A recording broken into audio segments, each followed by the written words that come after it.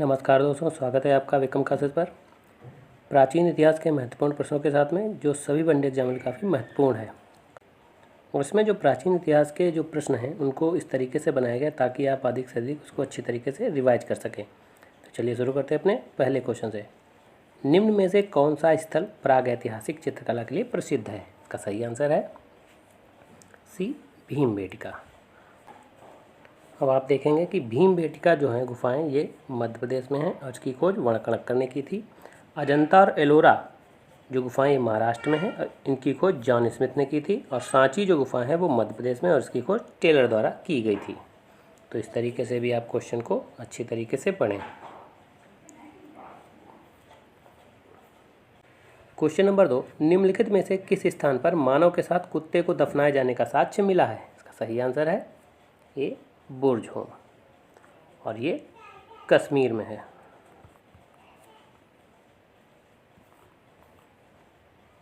Question number 3, भारतीय पुरातत्व का जनक किसे कहा जाता है? सही आंसर है बी, अलेक्जेंडर कनिंघम को। अलेक्जेंडर कनिंघम को 1861 में भारतीय पुरातत्व सर्वेक्षक बनाया गया था, जबकि जॉन मार्शल को 1902 में लॉर्ड कर्जन ने प्रथम महानिदेशक बनाया था। क्वेश्चन नंबर 4, हड़प्पा के टीले के विषय में सर्वप्रथम जानकारी किसके द्वारा दी गई? सही आंसर है सी, चार्ल्स मेसन द्वारा, और यह जानकारी 1826 में दी गई थी। क्वेश्चन नंबर 5, निम्नलिखित में से किसने हड़प्पा और मोहनजोदड़ो को एक विस्तृत साम्राज्य की जुड़वा राजधानियां कहा है? सही आंसर है ए, पिगट महोदय ने।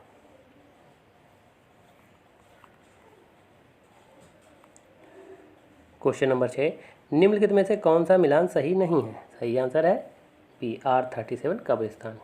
ये जो है ये हड़प्पा से मिला है, जबकि वक्राकार ईंट चन्नूदाड़ो से, जुते हुए खेत के साथ कालीबंगा से, और उन्नत जो जल प्रबंधन व्यवस्था है वो धौलावीरा से मिली है।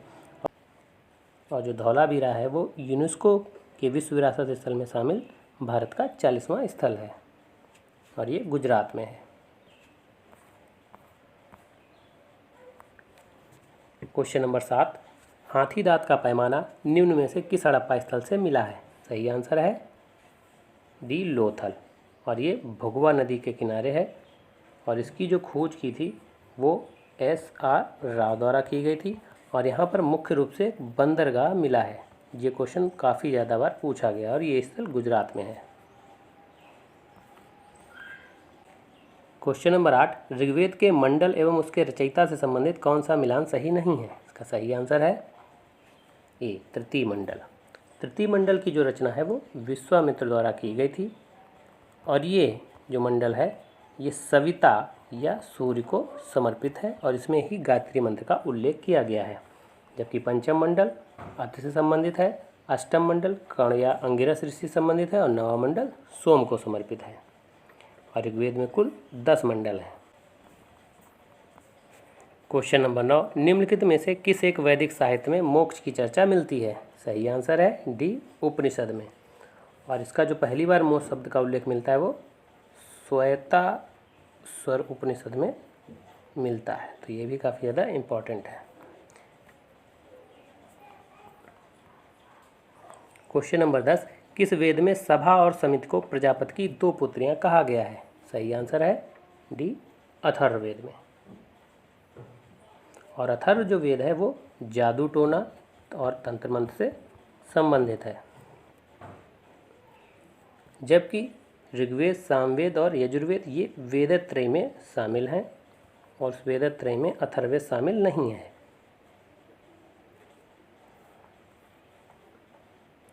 क्वेश्चन नंबर 11, तमसो मां ज्योतिर्गमय कथन का उल्लेख कहाँ किया गया है?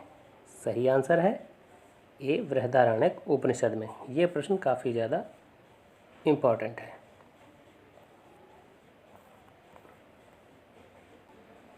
क्वेश्चन नंबर 12, निम्नलिखित में कौन बौद्ध संगीतों से संबंधित मिलान सही नहीं है?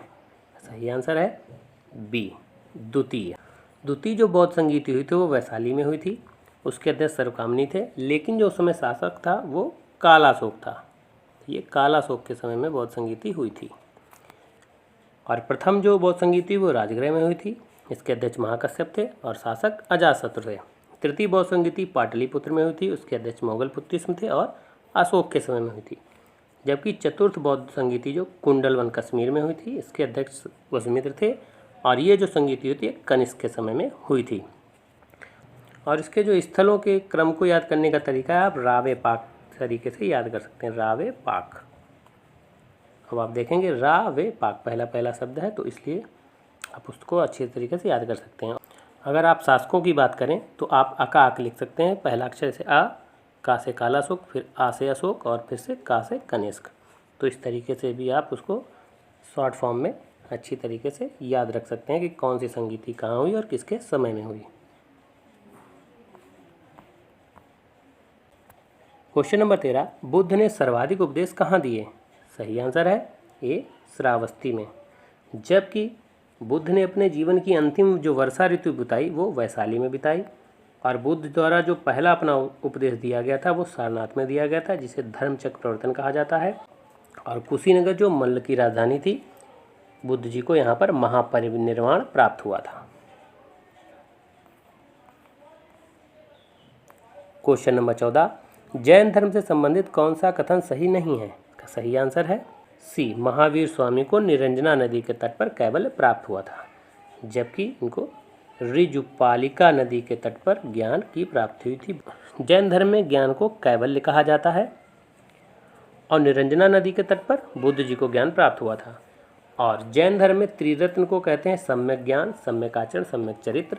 और महावीर स्वामी जी का जो प्रथम अनुयायी था वो जामाली था और ये इनका दामाद भी था और उनकी पुत्री का नाम था अणुजा प्रियदर्शनी।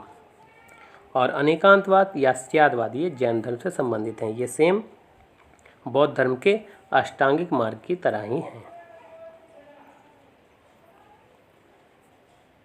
क्वेश्चन नंबर 15, भागवत धर्म से संबंधित प्राचीनतम अभिलेखी साक्ष्य है? सही आंसर है बी, हेलियोडोरस का बेसन नगर अभिलेख।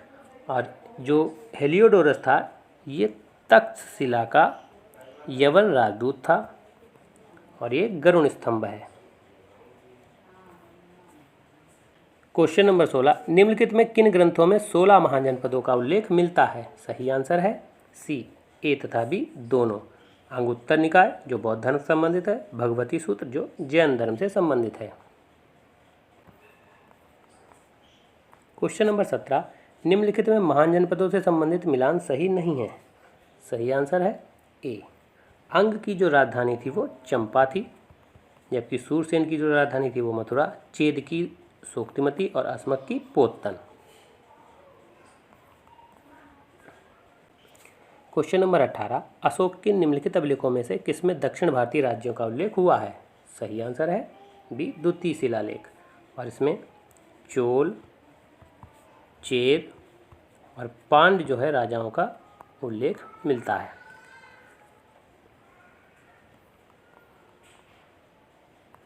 क्वेश्चन नंबर 19, निम्नलिखित में मौर्य काल में राजदूतों से संबंधित कौन सा मिलान सही नहीं है?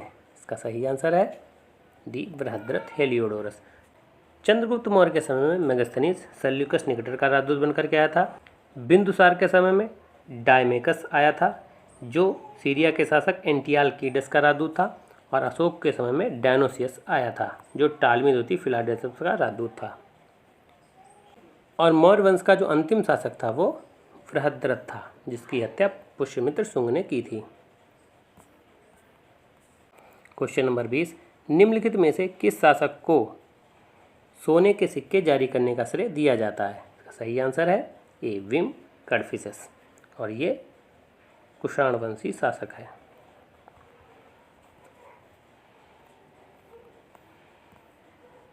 क्वेश्चन नंबर 21, निम्नलिखित शासकों में से किसके लिए एकह ब्राह्मण प्रयुक्त हुआ है? सही आंसर है सी, गौतमी पुत्र सतकर्णी। और इसका जो उल्लेख मिलता है वो हमें नासिक अभिलेख में मिलता है।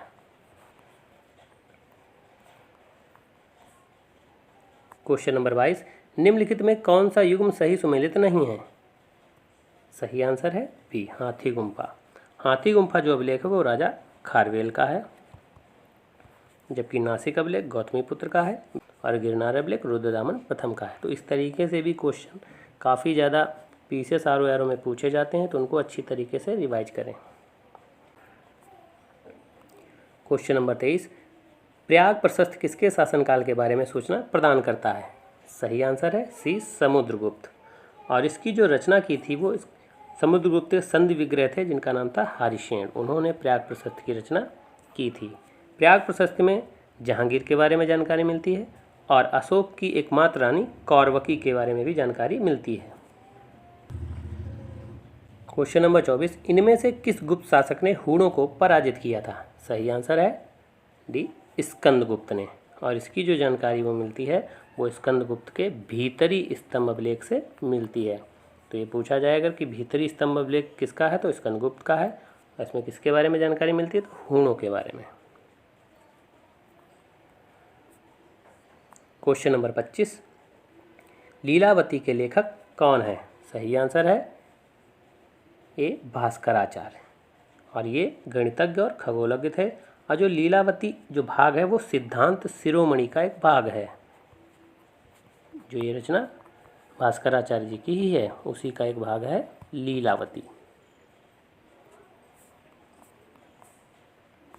क्वेश्चन नंबर 26, निम्नलिखित में कौन सा युग्म सही सुमेलित नहीं है? इसका सही आंसर है डी, वैशेषिक दर्शन। जो वैशेषिक दर्शन है इसके जो प्रतिपादक थे वो थे पुलुकणाद, जबकि योग के जो प्रतिपादक हैं वो पतंजलि हैं। अद्वैत दर्शन के शंकराचार्य, सांख्य दर्शन के कपिल मुनि और न्याय दर्शन के गौतम। और जो पतंजलि थे ये पुष्यमित्र शुंग के दरबार में थे और इनकी एक प्रसिद्ध रचना है जिसका नाम है महाभाष्य। तो आप काफ़ी जो भी चीज़ें डिटेलिंग में बताई जा रही हैं उन पर भी काफ़ी अच्छी तरीके से ध्यान दें। क्वेश्चन नंबर 27, CU की नामक यात्रा विवरण निम्नलिखित में से किससे जुड़ा है? सही आंसर है ए, हुएनसांग।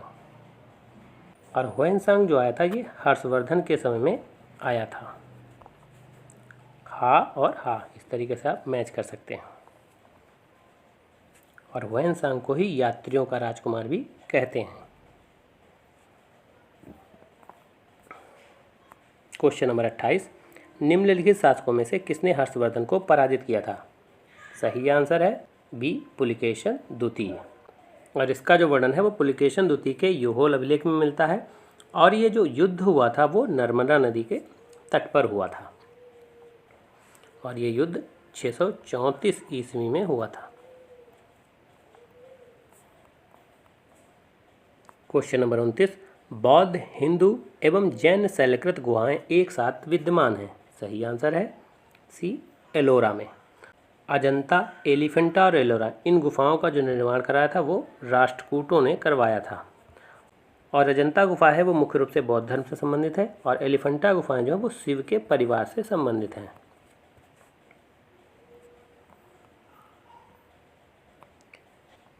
क्वेश्चन नंबर 30, कोणार्क का सूर्य मंदिर किसने बनवाया था? सही आंसर है ये, नरसिंहदेव वर्मन। और इसे काला पैगोडा भी कहते हैं। और ये गंगवंश शासक थे। तो ये वीडियो कैसा लगा? अगर अच्छा लगा हो तो लाइक करें, शेयर करें, सब्सक्राइब करें। धन्यवाद दोस्तों।